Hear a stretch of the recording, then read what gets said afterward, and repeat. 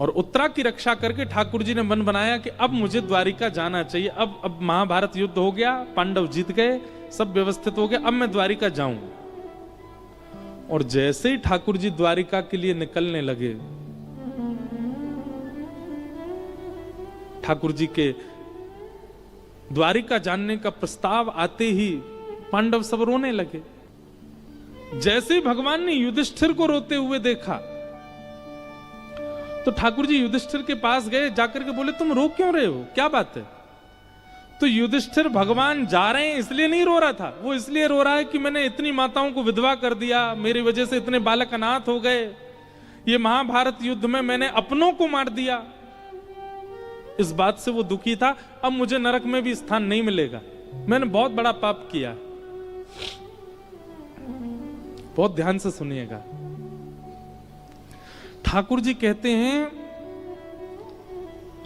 क्रिया करने से पहले सावधानी चित्त में आ जाए तो अच्छा, पर क्रिया हो जाने के बाद अपने आप को कोसना, क्रिया को कोसना, मैंने ऐसा क्यों कर दिया, मुझसे बहुत बड़ा अपराध हो गया, और फिर लंबे समय तक उसी के कष्ट में रहना, ठाकुर जी कहते हैं ये उचित व्यक्ति का लक्षण नहीं है। भगवान ने तो ऐसा शब्द कहा है वो मैं बोल नहीं सकता, और ठाकुर जी बोल रहे हैं तो मैं भी बोल सकता हूं, पर फिर भी नहीं बोलना। मतलब क्रिया करने से पहले सावधान नहीं हुआ है, क्रिया हो जाने के बाद फिर कर्म पे हाथ धर के बेटा मैंने ऐसा क्यों कर दिया, मुझसे बहुत बड़ा अपराध हो गया, मैं बहुत बड़ा पापी हूं, मुझे नरक मिलना चाहिए, मुझे ऐसा होना चाहिए। ठाकुर जी कहते हैं ये उचित व्यक्ति नहीं है। महाभारत युद्ध प्रारंभ से पूर्व अर्जुन व्याकुल हुआ था, उचित है, और मैंने उसको गीता सुनाई। लेकिन पूरा युद्ध हो गया और अब युधिष्ठिर रो रहे हैं मैंने अपनों को मार दिया, मैंने माताओं को विधवा कर दिया, मैंने बच्चों को अनाथ कर दिया। अब रोने से क्या फायदा, जब चिड़िया चुग गई खेत, अब रोने से क्या फायदा, जब खेत पूरा उजड़ गया। अरे खेत उजड़ गया तो अब प्रयास करो कि फिर से उपजाऊ हो। ठाकुर जी ऐसा कहते हैं, अपनी क्रिया करने के बाद उस क्रिया के प्रति मन में ऐसा भाव आना कि मैंने गलत किया, ये अच्छा है, पर ये गलत किया इसी के चिंतन में वर्षों व्यतीत कर देना, ये श्रेष्ठ व्यक्ति का लक्षण नहीं। इसलिए कभी कुछ ऐसा हो जाए आपसे जो उचित नहीं है, उसके बाद में गलती तो स्वीकार कीजिए, मानिए कि मैंने गलत किया, अपने अपराध का बोध करना चाहिए, पर उस अपराध बोध में वर्षों तक व्यतीत करना, आजकल के बच्चे यही तो करते हैं, डिप्रेशन में चले जाते हैं, उनको एंजाइटी होने लगती है, एग्जाम खराब हो गया तो रात भर रोते रहते हैं, कई बच्चे तो आत्महत्या कर लेते हैं। ठाकुर जी कहते हैं नहीं, ये उचित व्यक्ति का लक्षण नहीं। कोई गलती आपसे हो गई तो गलती स्वीकार करके पहला काम क्या करना है, दोबारा ऐसा नहीं करूंगा ये संकल्प लो, और अब जो बिगड़ गया है उसको कैसे संभाला। सीधी बात एक माताओं बहनों के उदाहरण से समझाऊं, सब्जी में नमक ज्यादा पड़ गया, उसके बाद सब्जी को डस्टबिन में फेंक देना ये उचित लक्षण नहीं है। तो क्या करना है, उसमें नींबू डालो, पानी डालो, सब्जी और बढ़ा दो, कुछ दही डालो, ये करके वैसे करके उसको संभालो, उसको नष्ट नहीं करना है। यही ठाकुर जी समझाते हैं गीता में। हम मानव हैं और गलती सबसे होती है। मैं व्यासपीठ पे बैठा हूं, मुझसे कोई गलती नहीं हुई होगी या नहीं होगी ऐसा नहीं है। सब लोग इधर देखो, इधर देखो, इधर देखो, इतने देखो।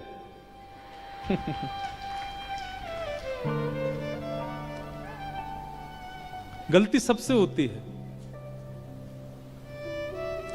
मनुज गलती का पुतला है जो अक्सर हो ही जाती है। और एक बात और सुनिए, किसी व्यक्ति ने जन्म लिया और पूरे जीवन में उसने कोई गलती नहीं करी तो वो कोई एलियन ही होगा, मानव नहीं था, कोई और ही था, वो किसी और नक्षत्र ग्रह का आया होगा। आप मानव हो, आपका जन्म हुआ है, पृथ्वी पर आए हो, तो आपसे गलती होगी, नहीं रह पाओगे। बस गलती करने के बाद कहीं सत्संग में सुन लिया कि ये गलत है, जो मैंने किया था वो गलती थी, वहीं संकल्पित हो जाओ, पुनर् ये नहीं करना है। बिगड़ना सवरना लगा रहता है मानव के जीवन में। कोई व्यक्ति सवरता ही नहीं रहता है। और कई बार बिगड़ाव जरूरी है, क्योंकि कई बार बिगड़ाव ही सिखाता है। हम एक बात आपको बहुत स्पष्ट कह दें, जिस व्यक्ति से कभी गाड़ी की टक्कर नहीं हुई हो उसकी गाड़ी में बैठना नहीं। जिसने एक आध बार कभी गाड़ी को ठोका नहीं हो कहीं पर, वो कह दे कि मैं पहली बार से मैंने स्टीयरिंग पकड़ी, आज तक कहीं गाड़ी मेरे से छुई नहीं, उसकी गाड़ी में बैठना नहीं। उसको अनुभव ही नहीं है।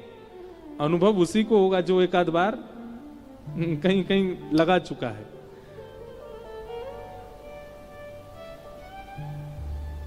कई बार उनकी चाय बुरी बनती है जो हमेशा अच्छी बनाते हैं, पर जिनसे कभी कभी बिगड़ी है उनकी चाय, उनको पता होता है पिछली बार का अदरक ज्यादा थी, ये ज्यादा, तो संभालते हैं। इसलिए संग उस व्यक्ति का करो, संग उस व्यक्ति के रहो जिसने गलतियां करी हैं और गलतियां करके अपने आप को संभाला भी है। और जो व्यक्ति ये कह दे मैंने कभी कोई गलती नहीं करी, उससे 100 फीट दूर रहे ना, क्योंकि अभी तक नहीं करी तो अब करेगा, और अब ऐसी करेगा कि अब हमारे संग हमको भी लेके जाएगा अपने साथ। ये बहुत रहस्यात्मक बात है, इसको ध्यान से समझिएगा। बहुत बड़ी बात नहीं है गलतियां होना, स्वाभाविक बात है, पर दोहराना गलत है, उसका रिपीटेशन गलत है, वो नहीं होना चाहिए, वो रिपीट में नहीं आनी चाहिए। ये ठाकुर जी गीता में समझाते हैं।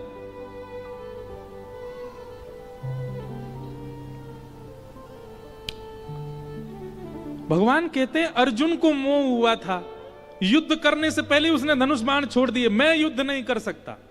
उसको गीता मैंने सुनाई, और जब युद्ध हो गया, सब खत्म हो गया, सब कुछ हो गया, अब रो रहे हैं युधिष्ठिर।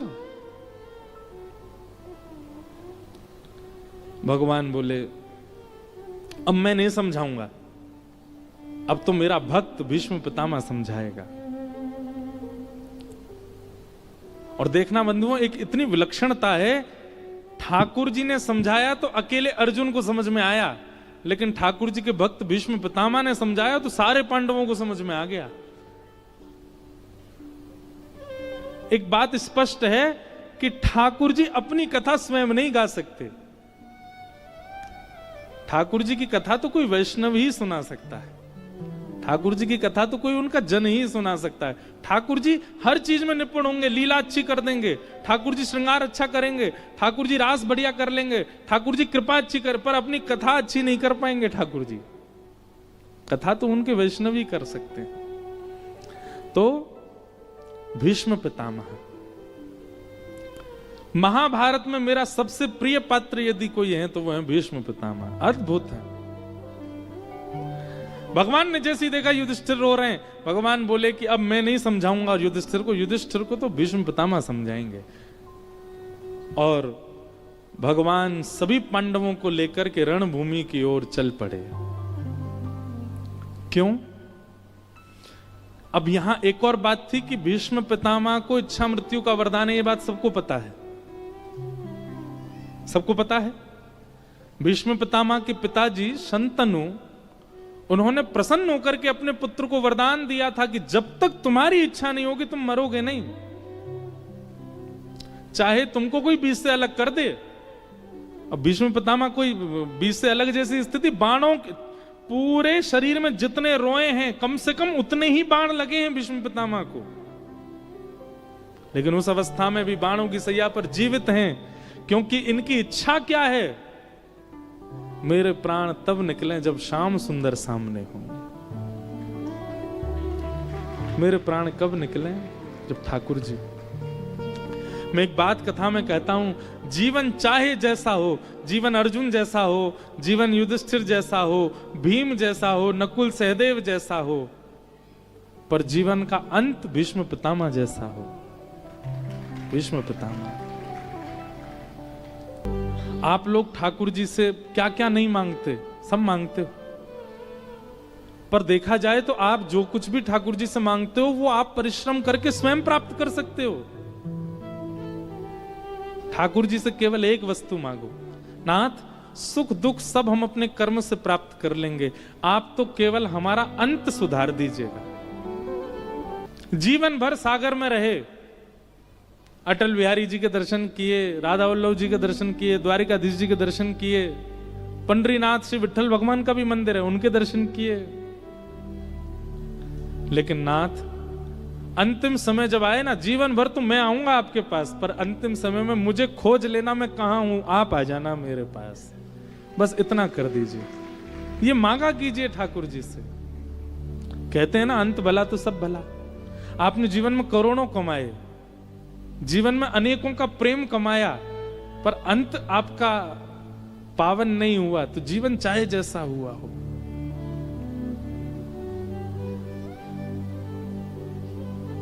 इसलिए हर दिन ठाकुर जी से यह प्रार्थना कहनी चाहिए, इतना तो कहना स्वामी, जब प्राण तन से निकले, गोविंद नाम लेकर, जब प्राण तन से निकले। हे नाथ, मेरे जब प्राण निकल रहे हो तब मुख से अपने आप गोविंद शब्द का उच्चारण हो जाए, और आप मेरे सामने खड़े हो। कैसे खड़े हो? पीतांबरी कसी हो, मुखड़े पे कुछ हंसी हो, छवि मन में ये बसी हो, जब प्राण तन से निकले। श्री गंगा जी का तट हो, यमुना का वंशीवट हो, मेरा सांवरा निकट हो, जब प्राण तन से निकले। एक राजस्थान के एक भक्त थे, वो जन्म से ही बड़े उदासीन हो गए। उदासीन का मतलब उदास को नहीं कहते, उदासीन का मतलब जो संसार से बहिर अंतर्मुखी हो जाए। ब्याह में रुचि नहीं, व्यंजनों में रुचि नहीं, वस्त्रों में रुचि नहीं, श्रृंगार में रुचि नहीं, व्यवहार में रुचि नहीं, उसको कहते हैं उदासीन। कई परिवारों में जन्म से ही बालक उदासीन से हो जाते हैं, उनको ज्यादा मन नहीं लगता। उनसे कहो कि भाई यार तुम्हारे घर में ब्याह है, सज धज लो, ऐसे ही आ जाएंगे। उनसे कह लो बढ़िया रोटी बनी है, खा लो, ना धरो इसमें मिर्च का अचार दो, ऐसे ही खा लेंगे। कोई उनका ना तो उनके जीव में इतना स्वाद होता है, ना उनके तन को इतनी सजने संवरने की इच्छा होती है, ना उनको ऐसा मन कि मुझसे कोई ज्यादा लोग बात, वो जन्म से ही उदासीन होते हैं। तो राजस्थान में 3 भाई थे, बीच वाले एक भैया वो उदासीन, उनको मुझे नाम याद नहीं आ रहा उनका, सब जगह से उदासीन हो गए। उनके बड़े भैया, छोटे भैया, सबने खूब प्रयास किया कि हमारे बीच वाले भैया कहीं काम करें, कहीं नौकरी करें, कहीं लग जाएं, कुछ तो कमाएं। राजा के यहाँ दोनों बड़े भैया और छोटे भैया दोनों कार्य करते थे, और राजा से कह के उन्होंने बीच वाले भैया की भी नौकरी लगवा दी, लेकिन 2-3 दिन काम करके भागे आए, मन नहीं लगा।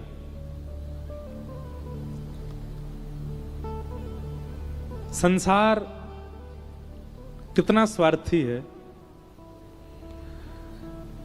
घर के लोगों को कुछ दिन बाद वो खटकने लगे, कुछ करते धरते नहीं है, बस पाते रहते हैं, पड़े रहते हैं। व्यंग में एक दिन घर के लोगों ने कह दिया, बोले कुछ करते तो हो नहीं, पूरे दिन रोटी उड़ाते हो। पता चलती जब स्वयं जाते, स्वयं बना के खाते। अब उनको इतना ज्यादा ये बात पीड़ा देने लगी, अब घर के लोगों को हमारा उपस्थिति से सुख नहीं, तो हम चले जाते हैं। उन्होंने निर्णय लिया, घर वालों से कहा हम घर छोड़ के जा रहे हैं, आप लोग प्रेम से निवास करिए, हम कहीं और रहेंगे। घर के लोगों ने कहा कहां जा रहे हो ये तो बता दो। बोले क्यों, क्या करोगे? बोले कल को तुम्हारे प्राण चले गए, हम लोग आएंगे तुम्हारे शव को लाके तुम्हारा अंतिम संस्कार तो कर देंगे। बोले नहीं, जब हमसे ही आपका कोई संबंध नहीं है तो फिर हमारे अंतिम संस्कार से भी आपका कोई संबंध नहीं होना चाहिए। तो छोटे बड़े भैया व्यंग में बोले तो फिर कौन करेगा तुम्हारा संस्कार? बोले आपका कौन करेगा? बोले हमारे तो हैं, हमारे अपने, वो करेंगे। बोले मेरे श्री राम है, राम जी करेंगे। और मैंने राम कथा में सुना है कि उन्होंने जटायु का संस्कार किया था। मेरा भी वही करेंगे, क्योंकि मैं उनको अपना मानता हूं। निकल पड़े घर से, सत्य घटना है। और कहीं वन में जाकर के कोई दे जाता भिक्षा आदि तो पा लेते, नहीं तो राम राम जपते भजन करते। और उनकी एक ही इच्छा थी, राम जी मेरा संस्कार करें, मेरे इस देह का। उनको यह भी पता था कि अब ये मेरा अंतिम जन्म है, इसके बाद जन्म नहीं होना, बस मेरा ये है अंतिम क्षण में राम जी मेरे सामने आ जाएं और मेरे देह का संस्कार प्रभु श्री राम पिंडदान वही करें। उसके पीछे कारण था। बोले संसार के पुत्र, संसार के बालक पिंडदान करते हैं तो संसारी जीव पिंडदान करता है तो फिर संसार में फिर आना पड़ता है। ठाकुर जी पिंडदान करेंगे तो संसार में आना ही नहीं पड़ेगा। इसका मतलब यह नहीं है कि पुत्र के पिंडदान से आना ही पड़ता, पर उनकी भावना ऐसी थी कि ठाकुर जी कर देंगे तो फिर जन्म का चक्कर खत्म हो जाएगा।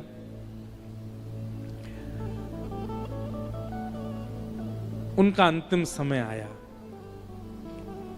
और अंतिम समय आया तो जीवन भर जिस भावना से उन्होंने भजन किया था वो पूर्ण हुआ। और प्रभु श्री राम उनके सामने प्रकट हो गए। और अकेले प्रकट नहीं हुए, राम जी भी आए, लक्ष्मण जी भी आए, भरत जी भी आए, सीता जी भी आई और हनुमान जी भी आए। सब आए साथ में। सब ने आकर के एक क्षण के लिए उनको राम दरबार का दर्शन हुआ, और दर्शन देते ही उनके प्राण निकल गए। प्राण जैसे निकले, ठाकुर जी के नेत्र सजल हो गए। अब देखो, कोई जीवित अवस्था में अगर ठाकुर जी को बुलाए तो ठाकुर जी का आना संभव होगा? मुझे नहीं लगता कि वे आएंगे। हम ना तो हमारी भक्ति ऐसी कि ठाकुर जी हमारी जीवित अवस्था में आ जाएं। इसलिए ठाकुर जी से यही मांगो कि अंतिम क्षण में आ जाना आप। राम जी आ गए। राम जी ने तुरंत लक्ष्मण जी भरत जी से कहा व्यवस्था करो, इनका संस्कार करना है। लक्ष्मण जी ने, भरत जी ने लकड़ियां तोड़ी, लक्ष्मण जी ने चिता बनाई, सब व्यवस्था हुई।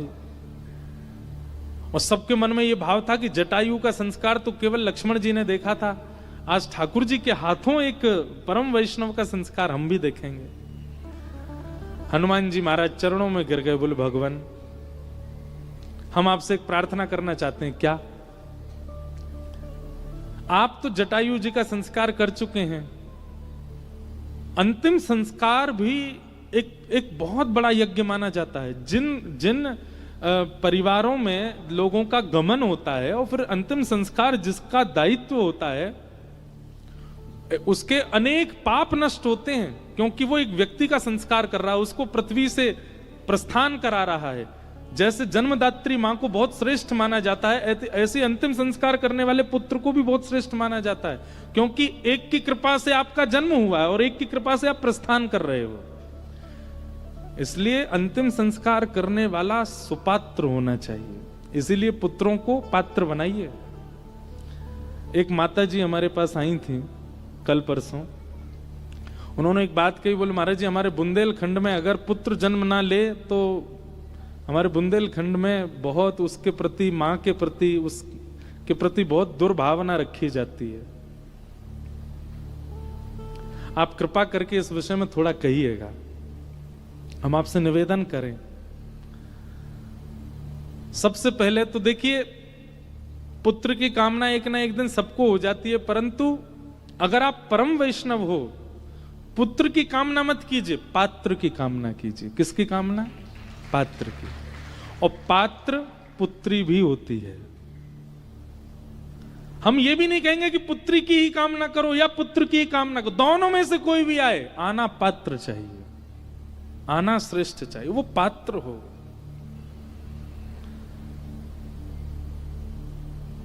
नहीं तो आजकल जैसे पुत्र जन्म ले रहे हैं ना, ऐसा कहते हैं पुम नामक नरक से तार देता है पुत्र, पर आजकल जैसे पुत्र जन्म ले रहे हैं वो जीते जी परिवार को नरक बना देते हैं, संसार को नरक बना। ऐसे पुत्र की क्या कामना करना?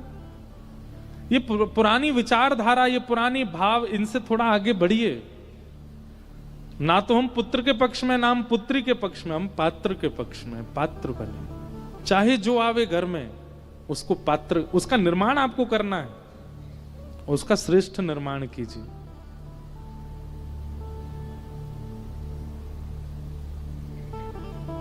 हमारी भारत भूमि वीरांगनाओं से भरी है, वीरों से भरी है, और उनका निर्माण पिता माता ने ही किया है। तो इसलिए अपने आप को बहुत ज्यादा सौभाग्यशाली मत माना कीजिए कि पुत्र हुआ, पुत्री हुई। सौभाग्यशाली तब मानिए कि पात्र हुआ।